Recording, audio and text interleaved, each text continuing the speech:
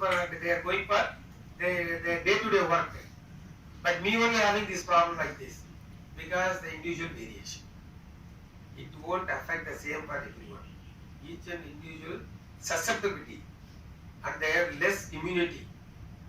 It leads to affect the organs because the algal affects the whole body system. Mostly affects the liver.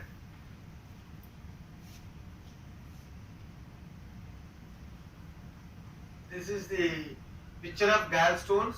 Obstruct the passage leads to jaundice. It may obstruct anyway. If it obstructs at the neck of the gallbladder leads to infection. The stones multiple and there is infection, pain. So procedure is removal of the gallbladder. And in nutshell, because since we have to combine and as well discuss both the stress management as well as our body function, the next thing I want to insist on, very common in especially the younger generation, is acidity problem. So kindly keep it in mind. Hari, Uri, Kari and Helicobacter pylori. Repeat it. Hari, Uri, Kari, Helicobacter pylori. Helicobacter pylori is nothing but it's a bacteria. This is the bacteria. This bacteria causes ulcer in the stomach. How it transmits into the stomach? Through the water or contaminated food. So the circumstance is not clear. The water is contaminated. The food is not in good quality. Anytime it may transmit into the stomach. That irritates the stomach. Leads to increased acid secretion.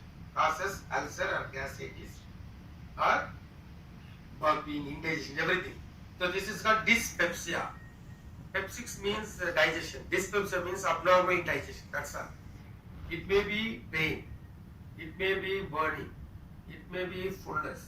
It may be burping. It may be indigestion. So these are all collectively called dyspepsia. So this Helicobacter pylori, one of the reasons. That means 90% of the acidity leads to Helicobacter pylori. And what is this Hari Ori Kari? Hari. Because they have to systemize our work.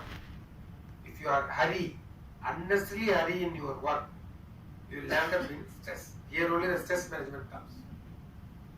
So do it slowly, okay? So that hurriness should be avoided. How you can avoid your hurriness? Only if systematically, if you arrange everything, if you plan everything, there won't be chance of any hurriness. Next one is worry. Avoid unnecessary worries. Necessary worries everyone is having. The unnecessary worry only creates the all system damage. That leads to increased acid secretion, acidity and all those symptoms what I told already. Curry, C-U-R-R-Y. Curry means nothing but spicy food. The food which contains more spices, curry. You know plenty of food that is having curry. All these bingy, all these fast food varieties, all these fried varieties, and refined oil, reused oil, recirculated oil, all these are under the category of curry. So Hari, Uri, curry plus H. pylori causes all these gastric symptoms. Mainly this Uri and as well as Hari causes more stress. So stress management is very important. Otherwise it affects our system. Invariably, they are having patients from the IT sector. Most of the IT sector people, they are under stress and tension. More of unnecessary tension. That leads to increased acid secretion. That leads to ulcer. Actually, this is the normal esophagus and part of the stomach. This one is the red lines, no? Esophageal ulcer. Acid reflux in the chest. The important thing what you have to understand, most of them having chest pain. Under 40, if there is chest pain, that is because of more of gastric trouble rather than the heart problem. Please keep it in mind. Most of the people, irrespective of the age, if they have chest pain, usually they are going to the cardiologist. And whatever certain then, immediately the cardiologist asks them to go for the complete package of the cardiac organ. 90% of the time will be normal. Because the chest pain mainly because of the excess acid secretion that reflects into the esophagus causing chest pain. Why there is pain on the left side? Because the esophagus lies behind the heart on the left, not in the center. In picture you can see in the center, actually it is not like that. It travels behind the heart, retrocardiac, retro behind the heart, obliquely, and then comes to the mouth. It is around 25 centimeter length of the organ. So why there is reflex? If the valve is weak, this is esophageal junction, gastroesophageal junction. See this picture if you see. Please understand, those who are having gap or not having tensile strength or laxity. Laxity means weakness. If there is weakness in the junction of the esophagus and the stomach, whatever the content in the stomach, this will reflect into the esophagus. You understand? This is called GERD, GERD or GERD or reflux disease. So in simple sense, non-medicals usually have and they are known as reflux disease. What is this?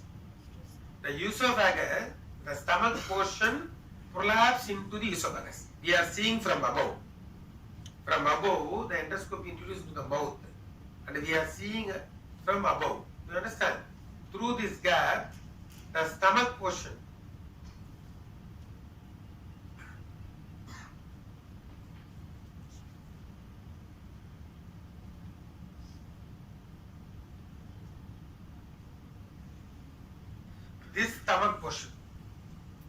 This stomach portion prolapse into the esophagus.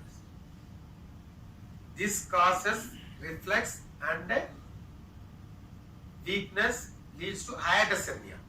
Hiatus means opening. Through the esophagus opening, the part of the stomach entering. So hernia means descending of the organ through from one place to another place through the either normal or abnormal opening. You understand? Hernia means it is only the protrusion or passage of the organ, part of the organ or multiple organs through the normal or abnormal opening in our body. So this normal become abnormal because of the laxity that leads to herniation.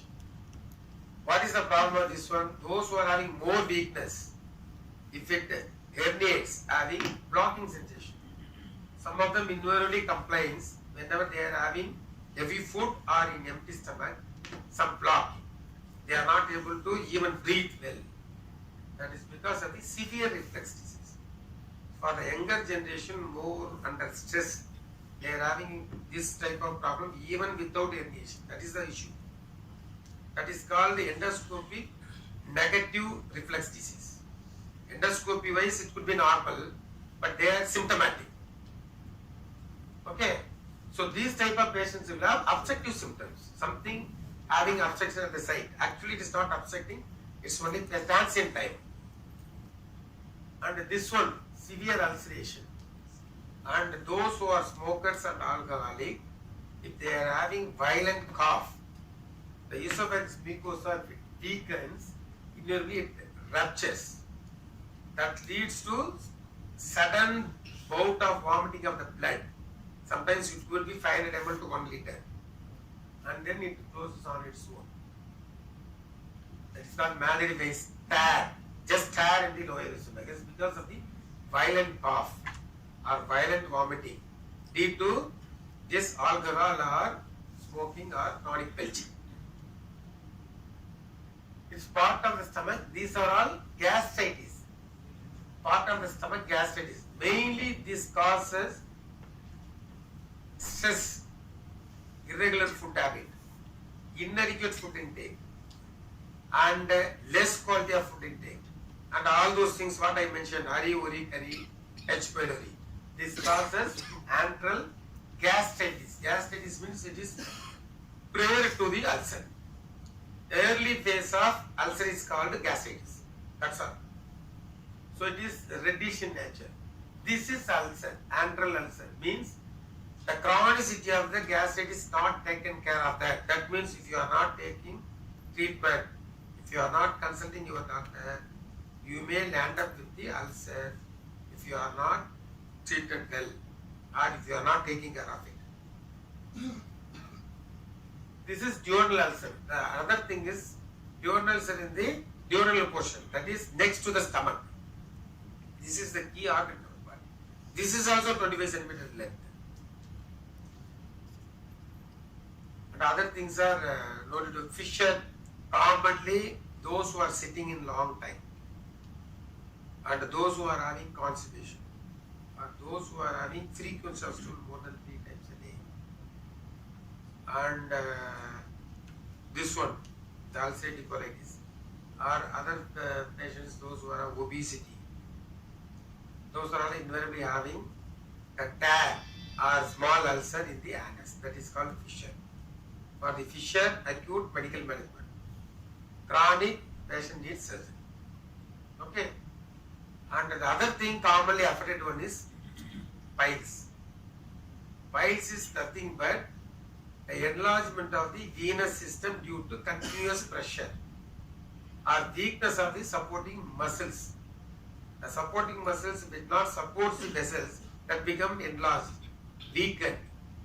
So the engagement of the venous system of the anal canal is called piles. So many reasons. The common reasons are constipation, obesity, too long sitting, or high altitude work. Other things are hormonal imbalance, or genetically, if they are having weakened muscles, they may have these piles, because they are having patients like generation by generation. Grandfather, father, son, everybody is having piles because of the weakness of the system. You understand? So, the common mistake they have done is the older age group. The symptoms of the piles are painless bleeding. Painless bleeding is the first symptom of the piles. But people above 50, if there is painless bleeding, they have to consult the doctor. They should not think on their own it is only piles. Because 10 to 20% of the patients are having cancer.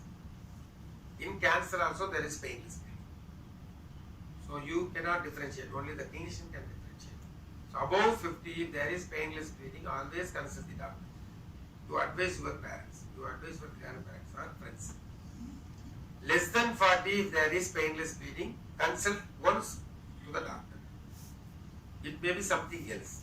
Like if there is ulcer in the proximal part of the bowel, that may lead to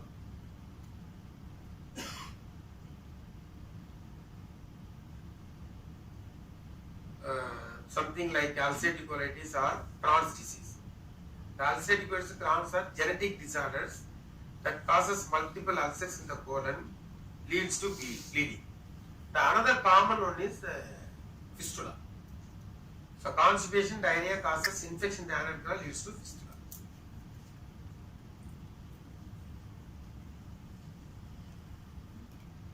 This is piles.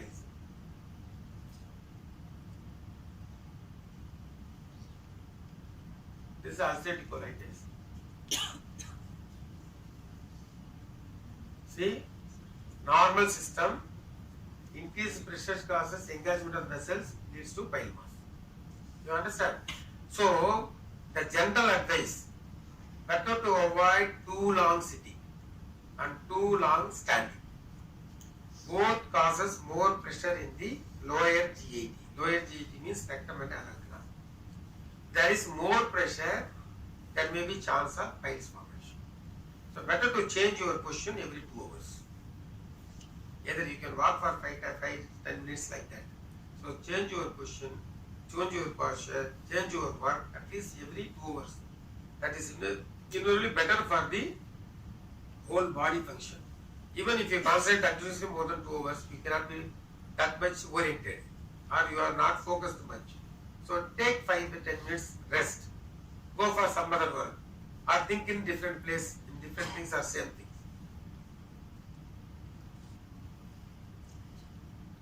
This is recent technique. this rectal polyp another cause for the bleeding.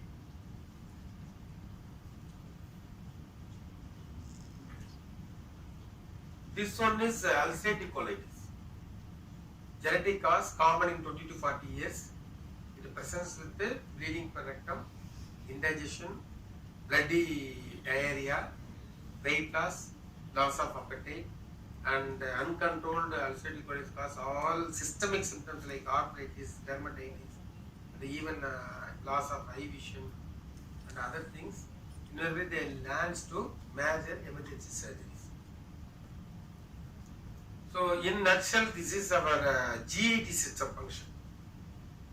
So, whatever it takes, it passes through the esophagus, stays in the stomach, digested partly, and then it passes through the small bowel, large bowel, coming out as pieces in a day or three. So, what is the quantity of food you have to take daily? That is next important question. Because we need at least 2 to 2,500 kilocalories per day for our routine work. For which morning the system of food taking is morning heavy meal, that means heavy breakfast, afternoon medium meals. So previously what they said, take heavy meals. Now they change the system. The recent data shows take the medium meals. Night, take the very light dinner. So this is important. The pyramid shows heavy breakfast, medium meals, light dinner. So what is the ideal timing for taking food? Any one of you can tell. Ideal timings for taking this food. You may go through the, and already gone through the either net or WhatsApp group, many groups are there. 7 to 9 breakfast. For morning breakfast, what is the ideal time? 7 to 9. 7 to 9. Ideally before 8. Before 8, but generally we are not in the position to follow the ideal timing. So what is the variation between 7 to 9? So beyond 9 it's always dangerous. Why? Because I tell you the thing. So ideal timing before 8, take the 2 hours time, 7 to 9. Afternoon, generally between 12 to 1, up to 2 we can stretch. More than 3 to 4 hours, don't keep your stomach empty. That's all. The central dictum. Whatever you take, whenever you take, don't keep your empty stomach more than 4 hours. And what is the ideal timing of dinner? Before 8. Before 7 ideal, but generally we start only after 8. So, but the variation is 7 to 9. Okay. So, ideal time is before 7. In fact, the recent data shows before sunset.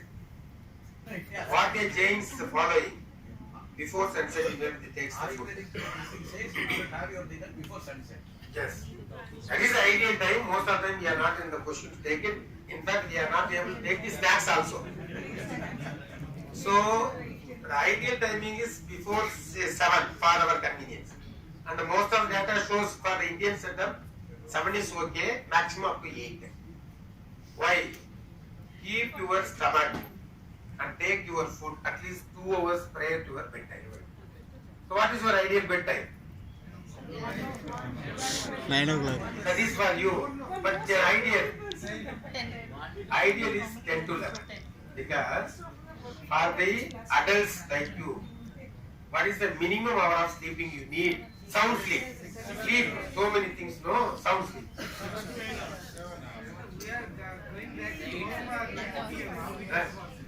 No. People like you need 6 to 7 hours. We reach by 10:30, but most of the rest. That is because of the overwork or workforce or we are forced to work, that is different issue. But we should know the ideals. Number 1. Next, we try to follow the ideals. Sometimes we may, sometimes we may not. But we should know which is ideal. Then only you can try to follow it. So, 2 hours prior to the bedtime. Always better to take the dinner, that too very light. The other thing is, hours of sleep, sound sleep needs at least 5 to 7 hours. Why? If you are not giving adequate rest to your body, You cannot work physically and mentally active in next day.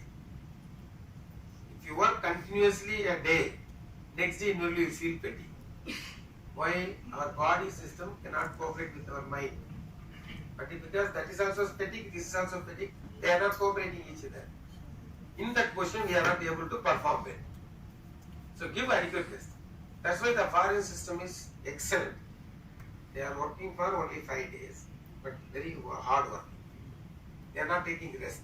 5 days heavy work, 2 days they are completely away from the work. That is different system. But for our culture, it is not possible. They are having 6 hours, 6 days a week or sometimes 7 days a week. Because of the continuous work or compelled work. But the issue is, at least let us try to follow the ideals to reduce the adverse effect of our body function. That's all. You can work for 16 hours every day. If you take at least 6 hours of rest, definitely you can able to perform next day. By compulsion, if you do continuously for 2-3 days, next day 3-4 days you will not be comfortable. Whatever the type of work. So like that, you have to categorize your diet. No, so one question. Yes, sir. Somebody was saying that you should take a little of food every 2 hours or something like that. That is good. Five times a meal is another concept. The thing is, if you take small quantities in every 2 to 3 hours, it maintains our body function very well, and you cannot put on weight. And invariably, whenever there is need, you are giving some calories, so you won't feel tired, and it maintains your weight. That is the idea. But not the same type of food. All 3 types of regular meals, in between snacks. More of fruit salads and vegetable salads, curd, yogurt. These are the dry fruits. The dry fruit concept, why? Because the almonds, cashews, everything having high calorie and low volume. So whichever food you are taking, take small quantity with healthy in nature. You know all antioxidants, capsicum, even tomato, everything having very good antioxidant effect. So try to take the balanced diet. So less of carbohydrate, more of protein and less of fat. So you should take more protein, then only you'll have more muscle mass. If you take more carbohydrate, you will not have much muscle mass. It gives instant energy, but later on you will become fatigue. If you take more protein, it will give constant energy. So that's why more dal. For the vegetarian, take more dal, more of fruits, more of vegetables, less of spice, less of oils. And the curd is always better, yogurt is always better. So like that. So breakfast, evening you can take snacks.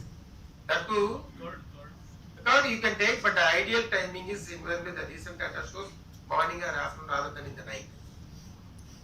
In fact, they suggest in the morning you can take the curd. But invariably our culture we are taking in the afternoon. But nothing wrong in it. But try to avoid in the night. Sir, when we should take food? Fruits. Fruit, nearly in Indian culture we are taking in the night. But recent data shows very well take in the morning. Because that gives more energy, more nutrients, more micronutrients and vitamins. And nutrition point of view, recently they say take the fruit first and then other food next. Not the idli dosa first, not the chapati first, not the dal first. Take the fruits first.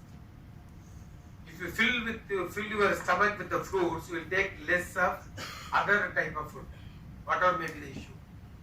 Initially, that gives more energy than the regular food. You understand? Because the fruits contains micronutrients and vitamins than the dal or rice or chapati, anything. So take more of fruits, less of regular diet. Water we should not take after lunch. After food immediate water should not be there. See, the thing is generally the gap between the food intake and the water is half an hour. If you have buttermilk then Buttermilk you can take, you should not take too much. You can take 50 ml, 100 ml. If you take more than 200 ml, no, you feel some discomfort. Buttermilk is very good digester because it's a probiotic. What is pro and the prebiotic? It contains the microflora that regulates our GIT system for the better digestion. The yogurt containing pro and prebiotics. In nutshell and simple sense, the curd, because of the imbition, it contains more of bacterial flora that is good for the digestion and the health. So buttermilk, the other thing is it reduces the weight. It's a good nutrition, it reduces the weight. So for the fruits and the vegetables, try to take the high fiber diet, especially the pomegranate, papaya, and as well as the guava. Guava is having very good high fiber and as well as good laxative. So what I mentioned is papaya, pomegranate, guava, banana is having very good laxative effect. So those who are having constipation, concentrate these four. And the dry grapes, that too the dry black grapes, you know, it is having very good digestion process. Number one. Number two, it contains high fiber. Number three, it acts as a natural laxative.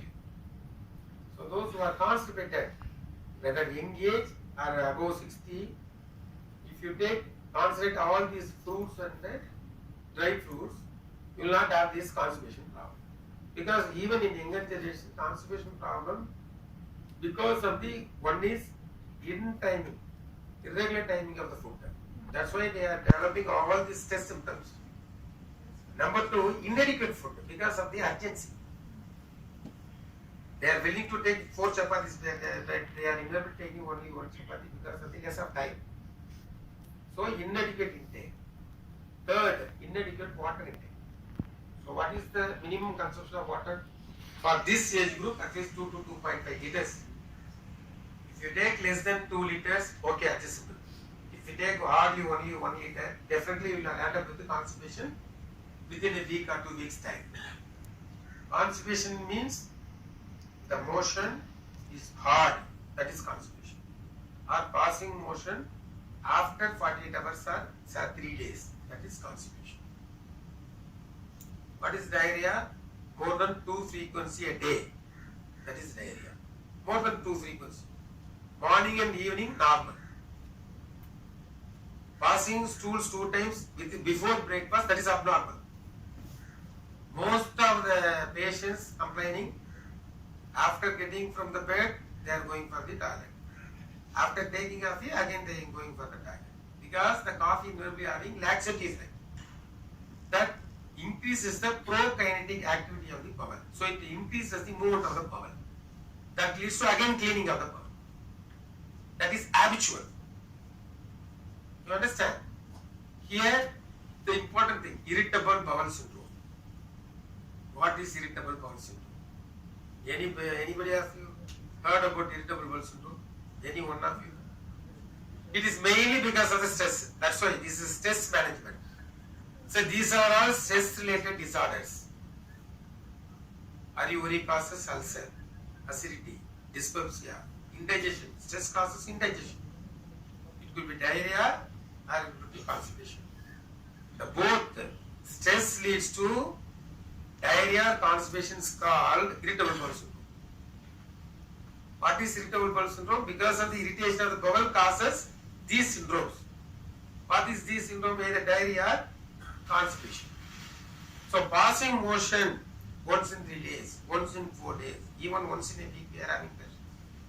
Once in a week. Those are all IBS constipation type. Passing motion more than 2 times a day because of the stress.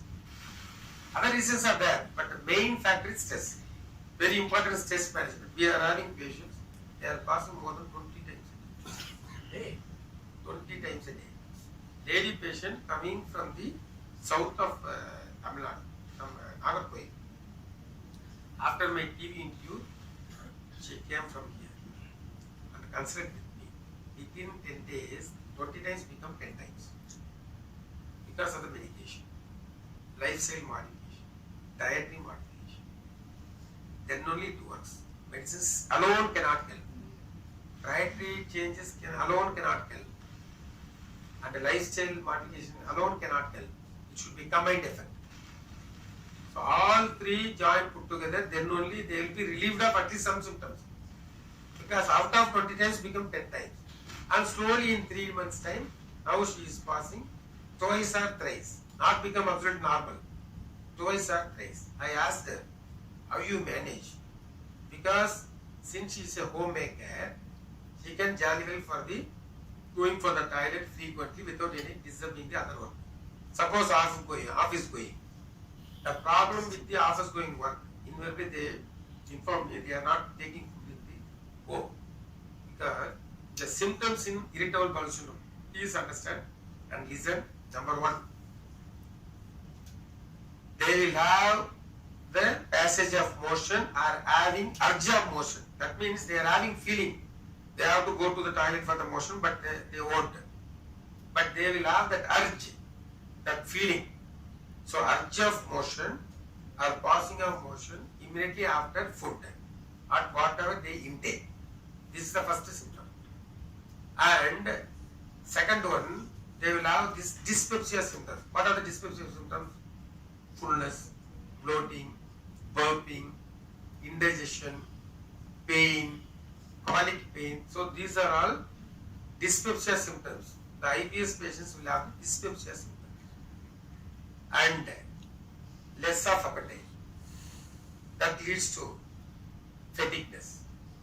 Not performing in their day-to-day activities. Not having adequate sleep. Invariably it leads to psychiatric symptoms like depressive psychosis. So most of the patients, IBS patients, leads to psychosomatic disorder, more of depressive psychosis. Depressive psychosis again aggravates the IBS. You understand? This is a vicious cycle. IBS leads to depressive psychosis. Depressive psychosis again leads to irritable syndrome and it aggravates the symptom. If you are not properly diagnosed, if you are not properly managed, you won't be free of IBS. Because of the shyness, most of them not revealing these symptoms even to the friends or relatives or brothers or sisters or parents. Later on only they are coming to the doctor and saying all these things. So what I am suggesting is, stress management is very, very important for our performance. If you are not managing the stress, definitely you are not far successful in our practice. Whatever may be the work, from any type of work, if they are trouble-free, stress-free, definitely they will be the best performance. Having stress, definitely there will be some problem in the performance of any type of work. So IBS is another one, stress-related. Gastric ulcer or gastritis or acidity problem, main stress-related. Then stress causes insomnia, that is disturbed inadequate sleep. So if you are under stress, definitely you will not have nice sleep. That means medically sound sleep. If you have sound sleep, then only the body becomes energetic. You will have energy to work next day. So take sound sleep at least 5 to 7 hours a day. Whatever may be the work. Suppose if you are going to the bed around 2 o'clock, 2 plus 7, take rest up to 9. Then only after 9 you will be healthy. Health and do the work. If you got up from the bed around 5 o'clock, only this 3 hours sleep doesn't work. Normally you will be tired, you will not comfortable for the next day work. So suppose if you are finishing work at 1 o'clock, plus at least 6. So get up from the bed at 7 o'clock. Don't get up from the bed at 5 o'clock. 4 hours sleep inadequate for anyone. Regarding the age, 12 hours sleep up to 8 to 10 years.